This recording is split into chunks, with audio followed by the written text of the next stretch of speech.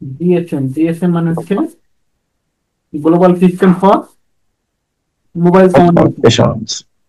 লেখে ফেলা সংযুক্তটা GSM, global system for mobile communication. তাহলে এটা কোন প্রজন্মের? Second generation. এটা আছে second generation. Generation G. Cellular network. এটা দেখে রাখো, 2G cellular network, 2G cellular network. Cellular network. হ্যাঁ, আর বৈশিষ্ট্যের মধ্যে আছে সিম কার্ড ভিত্তিক আন্তর্জাতিক রোমিং, ভয়েস ও এসএমএস সেবা। এটাও লেখা, সিম কার্ড ভিত্তিক আন্তর্জাতিক রোমিং, ভয়েস ও এসএমএস সেবা। আর প্রযুক্তির মধ্যে লেখা এফডিএমএ প্লাস পিডিএমএ, এফডিএমএ প্লাস পিডিএমএ। একটু বলো এবার এফডিএমএ আর টিডিএম এর পুনরূপটা বলো। টিটিএম জানা নেই। আচ্ছা, এটা লেখো ফ্রিকোয়েন্সি ডিভিশন। লেখা রাখো frequency division, multiple access. Frequency division multiple access. আর টিডিএম এর ক্ষেত্রে হবে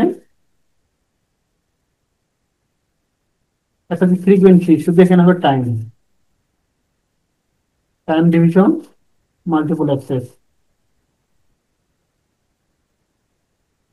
তাহলে আমি যদি এটা ছোট প্রশ্ন হয় 1 মার্ক বা 2 মার্কের জন্য, জিএসএম কি, তাহলে একটু লিখলে হবে। জিএসএম হচ্ছে global hmm. System for mobile communication. এটি দ্বিতীয় প্রজন্মের ডিজিটাল সেলুলার নেটওয়ার্ক। এর বৈশিষ্ট্য, বৈশিষ্ট্য যে লিখবো সিম কার্ড ভিত্তিক আন্তর্জাতিক রোমিং, ভয়েস ও এসএমএস সেবা। আর প্রযুক্তি হচ্ছে এফডিএমএ প্লাস পিজিএমএ। আর ব্যবহার হচ্ছে কথা, এসএমএস, আর কম গতির ডাটা যেখানে দরকার হয়। আর এটা মোটামুটি এখন অনেক বেশ কাটাই দিচ্ছে।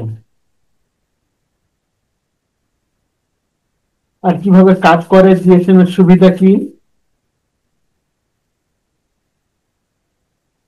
বর্তমান অবস্থা কি, বৈশিষ্ট্য, এগুলো এখন না জানলে হবে এত কিছু।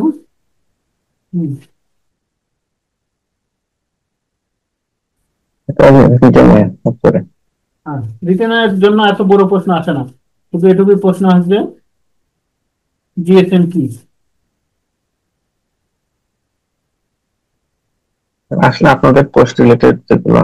পোস্টুলেটের জন্য পোস্টের যারা পরে দুটো আলাদা পড়ছে, সবার তো দরকার নেই।